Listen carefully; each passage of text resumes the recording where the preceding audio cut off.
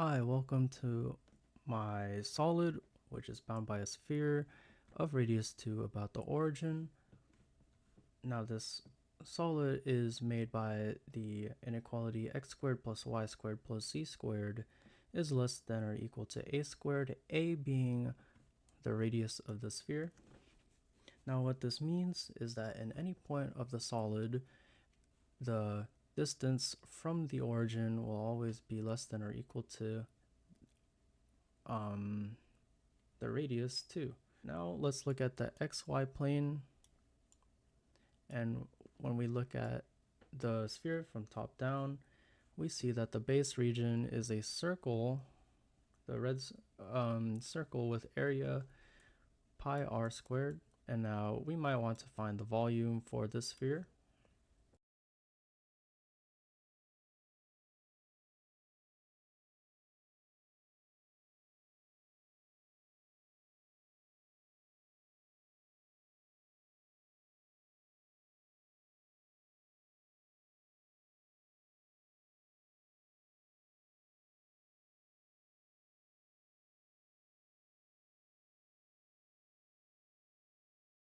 Is the distance from the origin to the outside part of the sphere.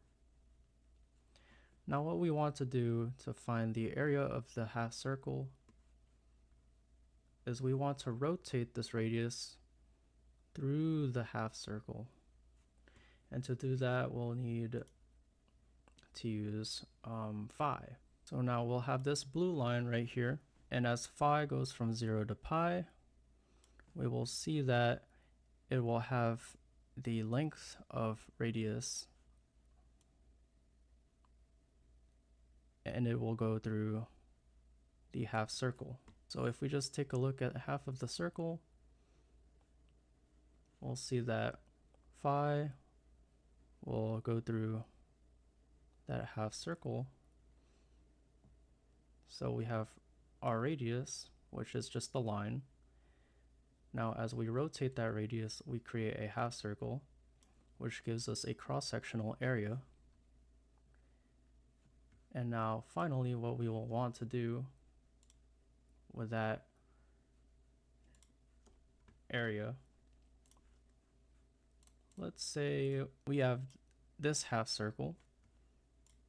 We will want to rotate it across the full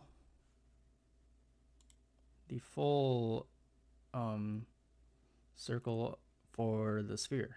So if we have theta go from 0 to, let's say, 0.5 or pi over 4, this changes so that the area rotates around to pi over 4.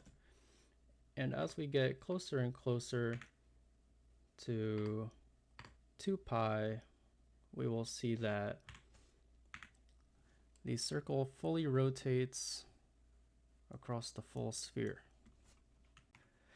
And now to fully integrate this sphere, we'll have rho as our radius, and we'll start with the Jacobian rho sine phi. And then we'll want to integrate rho first, because that is our starting line. Now our radius rho is going from 0 to 2. Now we want to integrate phi. And because phi is, we're integrating a half circle, we go from 0 to pi. And now to complete the sphere, we will want to go all around the full circle in the other dimension. So we go from 0 to 2 pi. And when theta goes from 0 to 2 pi, this cross-sectional area rotates around, becoming a full sphere. And there it is. And one more thing, if we change our order of integration, the only thing that changes is the order that we get our slices in. So for example, if we do d phi, d theta, then the row. Then we will get our 5 first, and then we will rotate that, and then we will finally get our radius, and so the volume will stay the same.